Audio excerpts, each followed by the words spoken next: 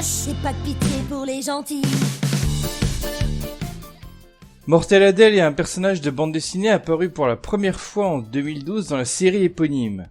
Adèle est une petite fille sarcastique, au caractère bien trempé, ayant une répartie à toute épreuve, dont son passe-temps préféré se résume à faire des bêtises avec créativité. Elle a été créée par Antoine Doll alias Monsieur Tan. C'est un auteur très prolifique à la fois de bandes dessinées, de romans et même de mangas, pour enfants et adolescents.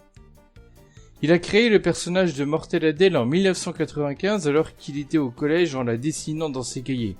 À cette époque, il était victime de harcèlement scolaire et il avait imaginé Adèle à l'opposé de lui, à savoir quelqu'un qui n'a pas peur de s'affirmer, mais aussi qui pourrait le défendre contre les moqueries et même les violences physiques.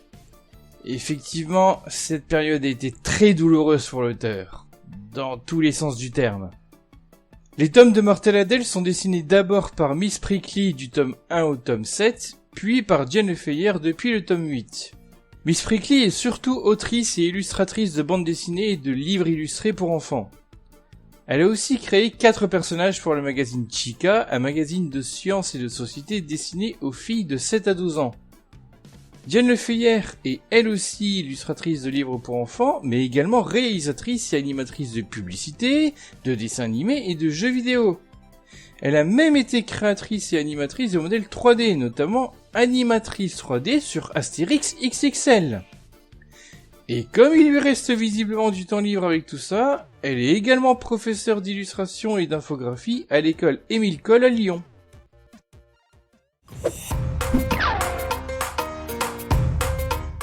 Adèle est quelqu'un qui a un dégoût pour tout ce qu'on attribue traditionnellement aux petites filles, notamment tout ce qui est rose et mignon. C'est une des raisons qui fait d'Adèle une tortureuse professionnelle de chat. Dans une interview que Monsieur Tan a accordée à la chaîne Nickelodeon, il dit qu'Ajax, le chat d'Adèle, représente tout ce qu'on impose de mignon aux enfants et que c'est pour ça qu'Adèle le repousse et le torture sans cesse. Il est par ailleurs difficile de savoir quel âge a Adèle. Pour rester sur Ajax, à la base elle voulait un bébé lion. Oui, Adèle aime les animaux dangereux. Pour lui faire plaisir tout en la dupant, ses parents lui ont donc offert un chaton. Elle a d'abord cru à la supercherie, mais ayant découvert le pot rose, et comme vous le savez maintenant, elle n'aime pas le rose, c'est aussi pour ça qu'elle ne cesse de vouloir le torturer. Bah ouais, à quoi sert un stupide chat qui ne pourra pas dévorer tous les gens qui embêteront Adèle? Mettez-vous à sa place. Ça ne l'empêchera pas de se faire avoir une deuxième fois avec un hamster que ses parents lui offrent. Oui, parce qu'en fait, elle voulait un bébé grizzly. Pour rester dans son rejet du mignon, elle n'aime pas les films d'animation pour enfants qui ont la fâcheuse habitude de les effrayer, mais elle aime en revanche les films d'horreur et fantastique ou encore la famille Addams dont elle a des posters dans sa chambre. Mégalomaniaque, elle semble avoir des envies de domination du monde. En fait, elle dit même souvent qu'elle voudrait être présidente de la galaxie. Considérée comme une fille bizarre, elle n'a pas d'amis dans les premiers tomes, si bien qu'elle se crée un ami imaginaire, qu'elle choisit sous la forme d'un entretien d'embauche. On verra tout au long des tomes qu'entre Magnus et ses bêtises, son meilleur ami sera toujours son imagination. Il y a pourtant certains enfants qui l'aiment bien, hein. Jennifer, qui a carrément décrété qu'elle était la meilleure amie d'Adèle alors qu'elle sort de nulle part dans le tome 6, et surtout Geoffroy qui est purement et simplement amoureux d'elle. Et Adèle le lui rend à sa façon, en faisant de lui son esclave par exemple. Mais en réalité, Adèle n'aime personne, plus ou moins. Du moins, c'est ce qu'elle veut nous faire croire. Mais quand elle est envoyée de force dans une colonie de vacances, elle se rend compte que son chat Ajax lui manque, au point de faire des sculptures de lui avec tout ce qu'elle trouve dans la forêt. Par contre, des ennemis, elle en a. En fait, elle a surtout Jade et Miranda, qui sont 2 caricatures de filles superficielles passionnées de mode. Elles ont d'ailleurs fondé ce qu'elles appellent le club des Barbie Malibu. Le nom est assez explicite, je pense.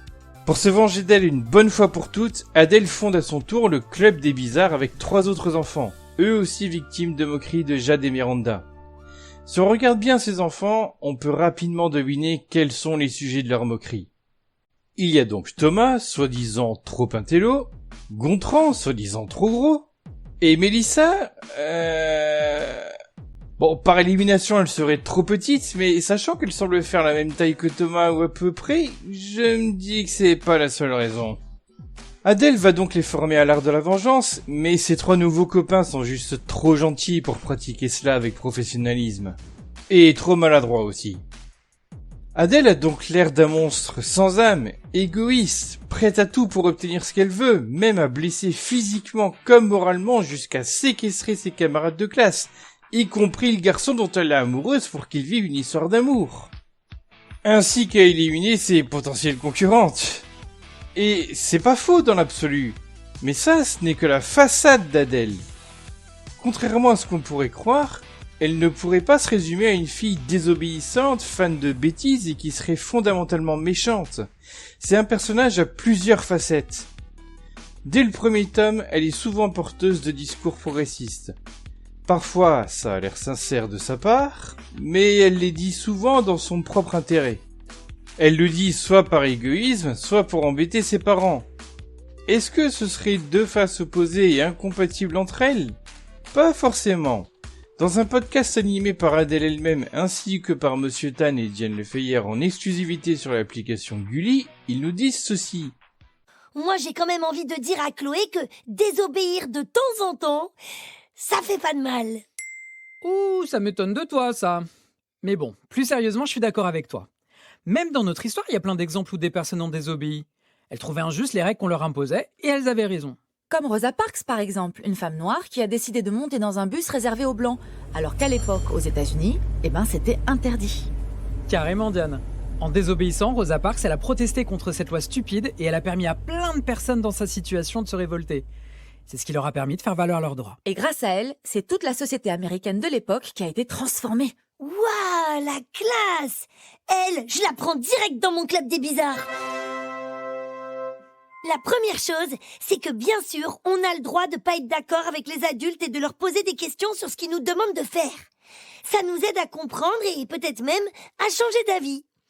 Ensuite, il y a des règles, et j'imagine que c'est normal.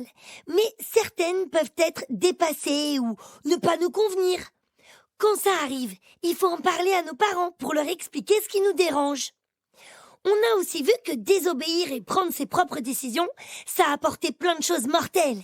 Réflexion, analyse de situation, autonomie. Alors bien sûr, pour notre bien, il y a quand même des règles qu'on doit suivre.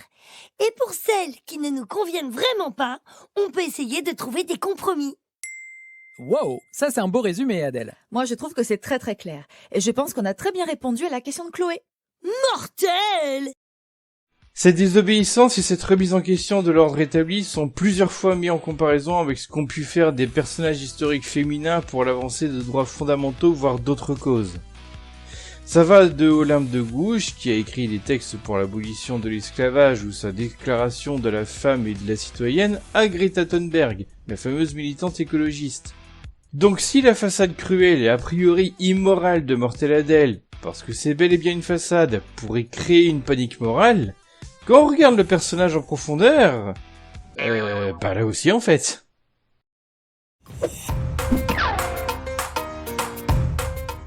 La licence Mortel Adèle se décline aujourd'hui sous diverses formes. Les tomes classiques, les tomes aventures avec une longue histoire, les romans, la série dérivée sur Ajax, ou encore des albums musicaux. Et oui, Adèle chante. Et je peux vous dire que ces chansons sont absolument dans l'esprit des BD. Il faut dire que Monsieur Tan et Diane Lefeyer sont totalement impliqués dans la création de ces chansons. D'ailleurs, le premier album a été composé par Aldebert, qui est entre autres un auteur de chansons pour enfants.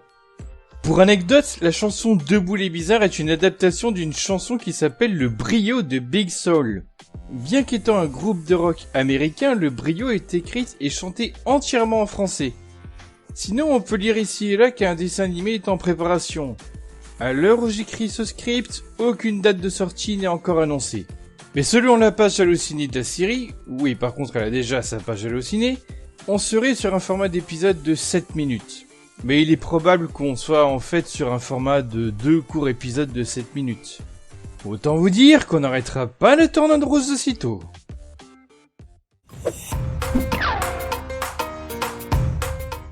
Alors, en résumé, qui est Mortel Adèle ? Et aussi, Qu'est-ce que Mortelle Adèle ? Déjà, Mortelle Adèle, elle est un peu comme Sonic dont j'avais fait le portrait finalement. Adèle, c'est un personnage haut en couleur aspirant à la liberté. Derrière ce côté égoïste, désobéissant et psychopathe se cache une fille qui ose dire non à des règles ou des comportements qu'elle juge absurdes et incite les enfants qui lisent ses aventures ou écoutent ses chansons à faire de même. C'est un symbole de lutte contre l'oppression et même contre le harcèlement scolaire. Ce qui est un peu ironique quand on voit certaines scènes, mais il ne faut pas prendre ce genre de gag au premier degré, chose que les jeunes lecteurs et lectrices ont l'air d'avoir bien compris d'ailleurs, mais comme un fantasme que les enfants, voire même les adultes, peuvent avoir contre celles et ceux qui nous cassent les pieds. N'est-ce pas, Jade et Miranda ? C'est aussi un moyen de montrer que ce que représente ce genre de personnage ne doit pas être valorisé. Mais bref, sur une page de son site officiel, on peut télécharger un guide d'information sur le harcèlement scolaire, qui, par ailleurs, se poursuit en ligne de nos jours via les réseaux sociaux. Cette page contient aussi un lien vers 4 nouvelles chansons également sur ce sujet-là et sur l'affirmation de soi. Elle en parle également parmi d'autres sujets dans son podcast dont je vous ai fait écouter un extrait tout à l'heure. Du coup, s'il y a bien une chose à retenir sur Adèle, c'est que c'est une super héroïne sans cap pour les gens différents, en marge des autres, mais aussi des casseurs de code qui apprend à remettre certaines choses en question. Je parle pour les enfants bien sûr, mais c'est vrai aussi pour les adultes. Car même pour les grandes personnes, elle est capable de créer des émotions très fortes. Le personnage d'Adèle, je le trouve hyper intéressant. Enfin, je trouve que c'est, on a en tant que père et en tant que parent, on a toujours cette peur un petit peu de voir, parce qu'on n'a pas accès à la cour d'école. Enfin, moi, je sais que j'ai vu de loin une fois ma fille jouer dans la cour d'école et on a un peu cette boule au ventre de se dire, oh là, comment elle est reçue dans la cour, est-ce qu'elle est pas toute seule, est-ce qu'elle se fait chahuter ou pas. Et de voir cette fille atypique qui s'en fiche un peu des préjugés, tout ça, c'est assez réconfortant et je trouve que c'est un message très chouette pour les enfants parce qu'ils sont très dans la comparaison et puis moi elle va avoir 8 ans donc ça commence vraiment à regarder les vêtements, elle s'en fiche de ses fringues, ça commence vraiment à voir avec qui t'es copine, avec qui t'es pas copine, donc elle a cette attitude rebelle un peu what the fuck qui est très cool, qui est très réconfortant je pense inconsciemment pour les enfants et aussi pour les parents. Et ça, je pense qu'Adèle le sait, car elle envoie promener la tranche d'âge de son propre magazine. Qu'elle vous fasse rire, pleurer ou même qu'elle puisse vous paraître dérangeante, je suis sûr qu'elle ne laissera personne indifférent. Elle a d'abord été virtuellement la vengeuse de Monsieur Tan quand il était au collège, il l'a partagée ne serait-ce qu'à déjà plusieurs générations d'enfants et sûrement quelques grands-enfants, et pour ça, je pense qu'on peut le remercier. Ah, et c'est quoi Mortelle Adèle ? Eh ben, c'est 12 ans de bêtises depuis 2012, 21 tomes pour la série principale, des romans, une série de BD dérivés, 3 albums musicaux, un podcast dédié aux bizarres, des produits dérivés en tout genre, une exposition interdite au Nasbrock au festival de BD d'Angoulême, et bientôt une série animée. Tout ça fait de Mortelle Adèle une héroïne terriblement attachante. Il y a un petit garçon qu'on a rencontré la dernière fois qui nous a dit « Moi, j'ai rencontré Adèle il y a 2 ans. » Il nous a pas dit « J'ai acheté un livre », il nous a pas dit « J'ai lu une histoire », il nous a dit « J'ai rencontré Adèle ». Et les enfants nous parlent d'elle comme d'une amie, d'une confidente, d'une personne qui les aide au quotidien, qui les accompagne. Voilà. Et c'est ça qui est un privilège aujourd'hui d'accompagner cette petite fille.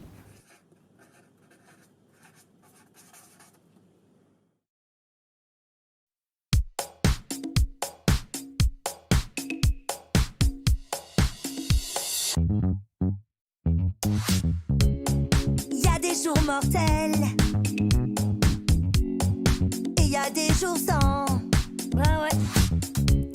Des jours exceptionnels